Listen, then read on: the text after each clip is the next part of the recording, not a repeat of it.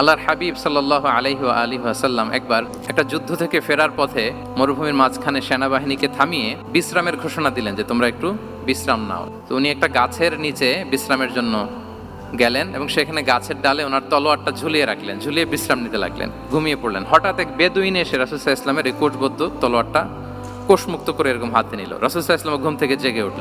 এবার বেদুইন বলতে আরম্ভ করলো, মাইয়ামনাউকা মিন্নি, এই মুহাম্মদ তোমাকে এবার কে বাঁচাবে বলো, এই তো আমার হাতে তলোয়ার।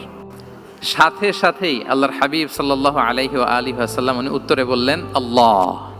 উত্তরে কি বললেন?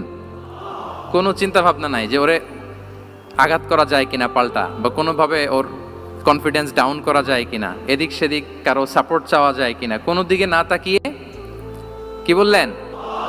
আল্লাহ। সব সময় তিনি আল্লাহ কেন্দ্রিক ছিলেন।